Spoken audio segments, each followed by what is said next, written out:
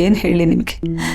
ನನ್ನ ಗಂಡ ದುಃಖದ ನೆರಳು ನನ್ನ ಮೇಲೆ ಬೀಳದೇ ಇರೋ ಹಾಗೆ ತಾವೇ ನೋವು ನುಂಗಿದ್ರು ಅಂತ ನಾನು ಬೇಜಾರು ಮಾಡ್ಕೋಬೇಕಾ? ಅಥವಾ ಒಬ್ಬ ತಾಯಿಯಾಗಿ ತನ್ನ ಮಗಳ ಜೀವನದಲ್ಲಿ ಏನೆಲ್ಲ ನಡೆದು ಹೋಗಿದ್ರು ಅದು ತನಗೆ ಗೊತ್ತಾಗ್ಲಿಲ್ಲ ಅಂತ ಸಂಕಟ ಪಡ್ಬೇಕಾ? ಈಗಲೂ ಕೂಡ ಈ ವಿಷಯನ ನಿನಗೆ ಹೇಳೋ ಉದ್ದೇಶ ಇರಲಿಲ್ಲ ಸರೋಜ. ಮುಗಿದೋದ ಕತೆ ಅಂತ ಅಂದ್ಕೊಂಡಿದ್ದೆ. ಆದರೆ ಅವನು ವಾಪಸ್ ಬಂದಮೇಲೆ ಈಗ ದೇವಕಿ ಬದಲಾಗಿದ್ದಾಳೆ ಅಂದರೆ ನಿನ್ನ ಮನಸ್ಸಲ್ಲಿ 108 ಪ್ರಶ್ನೆಗಳು ಹುಟ್ಕೋತಾರೆ. ನಾನು ಏನು ಹೇಳಲಿಲ್ಲ ಅಂದರೆ ನಿನಗೆ ಮತ್ತಷ್ಟು ನೋವು ಜಾಸ್ತಿ ಆಗಲ್ಲ. ಅದಕ್ಕೆ ಹೇಳಿದೆ ನಾನು. ಹೋಗ್ಲಿ ಬಿಡಿ, ನೀವು ಆಯಾಸ ಮಾಡ್ಕೋಬೇಡಿ. ಆಯಾಸ ಅಲ್ಲ ಸರೋಜ, ಆತಂಕ. ಮಗಳು ದೂರ ಆದರೆ ಅನ್ನೋ ಆತಂಕ. ದೇವಕಿ ನಮ್ಮ ಮಗಳು ರೀ, ಅವಳು ಯಾವತ್ತೂ ನಮ್ಮಿಂದ ದೂರ ಆಗಲ್ಲ. ಮಾತಾಡದೇ ಇದ್ದಾಗಲೂ ಇಷ್ಟು ವರ್ಷದಿಂದ ಅವಳು ನಮ್ಮ ಜೊತೆನೇ ಇದ್ದಾಳೆ ತಾನೆ, ಯಾವತ್ತೂ ದೂರ ಹೋಗಿಲ್ಲ ತಾನೆ. ಹೀಗೆ ವಯಸ್ಸಾಗಿರೋ ಅಪ್ಪ ಅಮ್ಮನ ಬಿಟ್ಟು ದೂರ ಹೋಗ್ತಾಳ ಹೇಳಿ? ಯಾಕೆ ಏನೇನೋ ಯೋಚನೆ ಮಾಡಿ ಸುಸ್ತು ಮಾಡ್ಕೋತೀರಾ? ನೀನು ಹೇಳ್ತಾ ಇರೋದು ನಿಜಾನೇ. ಆದರೂ ದೇವಕಿ ಹತ್ರ ನಾನೊಂದ್ಸಲ ಮಾತಾಡ್ಲಾ? ಬೇಡ ಸರೋಜ, ಈ ವಿಷಯ ನನಗೆ ಗಿರಿಗೆ ಬಿಟ್ಟರೆ ಬೇರೆ ಯಾರಿಗೂ ಗೊತ್ತಿಲ್ಲ ಅಂತ ಅವಳು ಅಂದ್ಕೊಂಡಿದ್ದಾಳೆ. ನಿನಗೂ ಗೊತ್ತಾಗಿದೆ ಅಂದರೆ ಮತ್ತೆ ನಿನ್ನ ಬಗ್ಗೆನೂ ಟೆನ್ಷನ್ ಮಾಡ್ಕೋತಾಳೆ. ನೋಡಿಕೊಂಡು ಸುಮ್ಮನೆ ಇರು ಅಂತೀರಾ?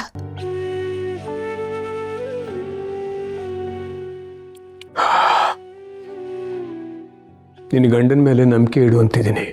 ನಾನು ಗಿರಿ ಎಲ್ಲ ನೋಡ್ಕೋತೀವಿ, ನೀನೇನು ಯೋಚನೆ ಮಾಡಬೇಡ. ಇಷ್ಟು ವರ್ಷ ನನ್ನ ನಂಬಿ ಹೇಗೆ ನನ್ನ ಜೊತೆಗಿದೆಯೋ ಹಾಗೆ ಇರು ಸಾಕು.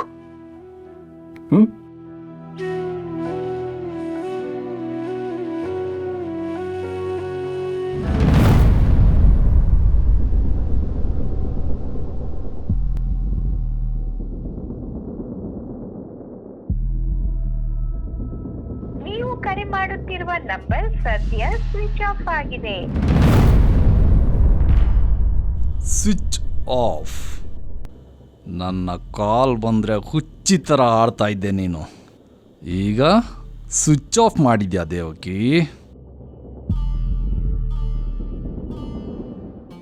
ನೀನೇ ಮಾಡಿದ್ಯಾ ಅಥವಾ ಅದಾಗೆ ಆಗಿದ್ಯಾ?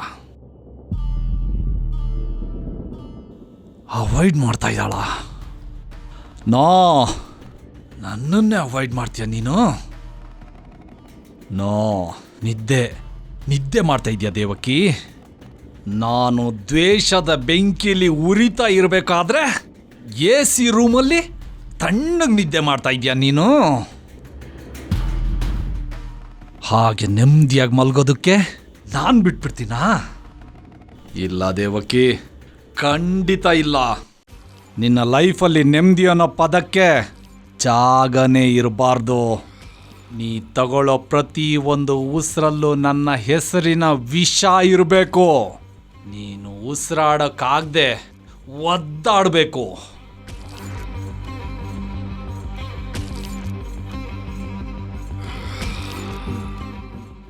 ನಿಮ್ಮಪ್ಪ ನನ್ನ ಹತ್ರ ಕಿತ್ಕೊಂಡಿರೋದನ್ನ ಬಡ್ಡಿ ಸಮೇತ ವಸೂಲಿ ಮಾಡೋವರೆಗೂ ಬಿಡೋನಲ್ಲ ನಾನು.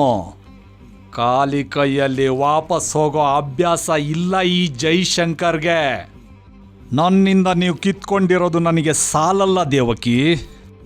ನನಗೀಗ ನಿಮ್ಮ ನೆಮ್ಮದಿ, ಖುಷಿ ಎಲ್ಲ ಬೇಕು. ಅದನ್ನೆಲ್ಲ ದೂರ ಮಾಡೋವರೆಗೂ ಈ ಜೈಶಂಕರ್ ಸುಮ್ಮನೆ ಇರೋದಿಲ್ಲ.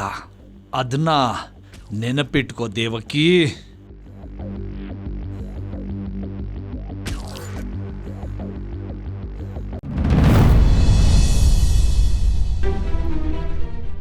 ಅಯ್ಯೋ ಶಿವನೇ, ಈ ಮನೆ ಕೆಲಸನೇ ಮುಗಿಯಲ್ಲಪ್ಪ. ಏನಾಯ್ತು ಕುಮುದ? ಏನು ಹೇಳಿ ಅದಕ್ಕೆ, ಬೆಳಗ್ಗೆ ಎದ್ದಾಗಿಂದ ಕೆಲಸ 1 2? ಅಲ್ಲ ಕುಮುದ, ಇನ್ನು ಪಾತ್ರೆಗಳು ತೊಳೆದಿಲ್ಲ, ಎಲ್ಲ ಹಾಗೆ ಬಿದ್ದಿದೆ. ತಿಂಡಿಗೂ ರೆಡಿ ಮಾಡಿಲ್ಲ, ಅಂಥದ್ದೇನು ಕೆಲಸ ಇತ್ತು? ಬಟ್ಟೆ ಒಗೆಷ್ಟರೊಳಗೆ ಸುಸ್ತಾಗಿ ಸೊಂಟ ಬಿದ್ದೋಯ್ತು ಅದಕ್ಕೆ. ಅಲ್ಲ ಕುಮುದ, ಅದನ್ನೆಲ್ಲ ಆಮೇಲೆ ಮಾಡ್ಕೊಂಡ್ರೆ ಆಗ್ತಿರ್ಲಿಲ್ವಾ? ಮೊದಲು ಅಡುಗೆ ಕೆಲಸ ಮುಗಿಸೋದಲ್ವಾ? ಅದಕ್ಕೆ ಅದನ್ನು ನೀವು ಮಾಡ್ತೀರಾ ಅಂತ ನಾನು ಹೋದೆ ಅದಕ್ಕೆ. ಈ ಮನೇಲಿ ಏನು ಮಾಡೋದಿದ್ರು ನಾವಿಬ್ಬರೇ ಅನುಸರಿಸ್ಕೊಂಡು ಮಾಡೋದಲ್ವಾ? ಹೌದು, ಚಂದ್ರಿ ಏನು ಮಾಡ್ತಿದ್ದಾಳೆ? ಅವಳು ಮುಂಬಾಗ್ಲಿಗೆ ಕಸ ಗುಡಿಸಿ ನೀರು ಹಾಕ್ತೀನಂತ ಹೋದ್ಲು. ಅದಕ್ಕೆ ಇನ್ನೊಬ್ರು ಬಂದು ಕೈ ಜೋಡಿಸಿದ್ರೆ ಕೆಲಸ ಬೇಗ ಬೇಗ ಆಗುತ್ತೆ. ಅವ್ರಿಗೆ ಬೆಳಗಾಗೋದೆ ಹೊತ್ತು ನೆತ್ತಿಗೆ ಬಂದಮೇಲೆ. ಇರೋ 6 ಕೈಯಲ್ಲಿ 40 ಕೆಲಸ ಮಾಡಬೇಕು ಅಂದರೆ ಹೆಂಗಾಗತ್ತೆ ಅದಕ್ಕೆ? ಏನು, ಅಮೃತ ಇನ್ನೂ ಎದ್ದಿಲ್ವಾ? ನಾನು ಹೋಗಿ ನೋಡ್ತೀನಿರು. ಅಮೃತ, ಅಮೃತ, ಅಮೃತ. ಏನಾಯ್ತಮ್ಮ ಬೆಳಗ್ಗೆ ಬೆಳಗ್ಗೆ ಅಮೃತ ಅವ್ರನ್ನ ಕರಿತಾ ಇದೆಯಾ? ಅವಳು ಇನ್ನೂ ಎದ್ದಿಲ್ವೇನೋ? ಇಲ್ಲ, ಯಾಕೆ ಏನಾದರೂ ಹೇಳಬೇಕಿತ್ತಾ? ಎಲ್ಲನೂ ಹೇಳ್ತಾನೆ ಇರಬೇಕೇನೋ. ಅವಳು ಅರ್ಥ ಮಾಡ್ಕೊಳ್ಳೋದು ಯಾವಾಗ? ಇರು, ನಾನೇ ಹೋಗಿ ಎಬ್ಬಿಸ್ತೀನಿ. ಅಮ್ಮಮ್ಮ ಒಂದು ನಿಮಿಷ, ನಾನೇ ಎಬ್ಬಿಸ್ಬಿಟ್ಟು ಕರ್ಕೊಂಬರ್ತೀನಿ, ನೀನು ಹೋಗು. ಅಲ್ಲ,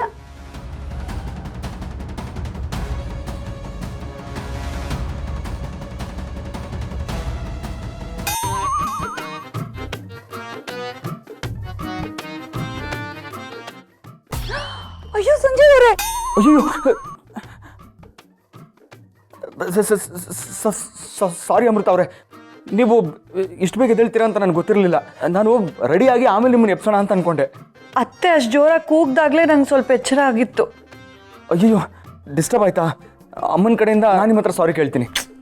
ಪರವಾಗಿಲ್ಲ ಸಂಜೀವ್ ಅವರೇ, ನಾನೇ ಇನ್ಮೇಲೆ ಸ್ವಲ್ಪ ಬೇಗ ಹೇಳೋದು ಅಭ್ಯಾಸ ಮಾಡ್ಕೋಬೇಕು. ಸರಿ, ನೀವು ಡ್ರೆಸ್ ಹಾಕ್ಕೊಂಡ್ರಾ? ಇಲ್ಲ, ಈಗ ಹಾಕೋತೀನಿ. ಅಯ್ಯೋ, ಬೇಗ ಹಾಕೊಳ್ಳಿ, ಮತ್ತೆ ಅತ್ತೆ ಕೂಗಿದ್ರೆ ಚೆನ್ನಾಗಿರಲ್ಲ ಸಂಜೀವ್ ಅವರೇ. ಇಲ್ಲ, ನಾನಿನ್ನೂ ಐರನ್ ಮಾಡಬೇಕು, ಲೇಟ್ ಆಗುತ್ತೆ. ಸರಿ ಸರಿ, ನಾನೇ ಮೊದಲು ಹೋಗ್ತೀನಿ.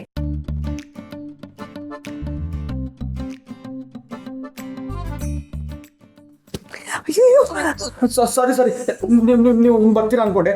ಸರಿ, ದಾರಿ ಬಿಡಿ, ಆಯ್ತಾಯ್ತಾಯ್ತು. ದಾರಿ ಬಿಡಿ. ಸಾರಿ ಸಾರಿ, ನೀವೊಬ್ರು.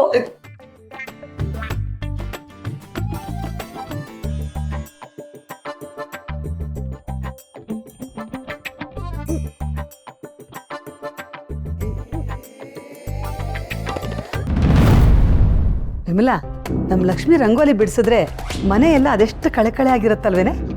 ನಿಜ ಅತ್ತೆ, ಅದೊಂದು ಮಾಡಿದ್ರೆ ಸಾಕು, ಬೇರೆ ಏನು ಮಾಡದೇ ಇದ್ರೂ ನಡೆಯುತ್ತೆ. ಯಾಕೆ ಹಾಗಂತೀಯ? ಎಲ್ಲ ಕೆಲಸ ಮಾಡ್ತಾಳಲ್ಲ ಅವಳು. ಮನೇಲಿದ್ದಾಗಂತೂ ಎಲ್ಲ ಕೆಲಸಕ್ಕೂ ಸಹಾಯ ಮಾಡ್ತಾಳೆ. ವಿಮಲಾ, ನಿನ್ನ ಸೊಸೆ ಏನು ನನ್ನ ಸೊಸೆ ಥರ ಯಾವಾಗಲೂ ಮನೆಯಲ್ಲೇ ಇರ್ತಾಳೇನೆ? ಯಾವಾಗಲೂ ಕಾಲೇಜು ಅಂತ ಹೋಗ್ತಾ ಇರ್ತಾಳಪ್ಪ.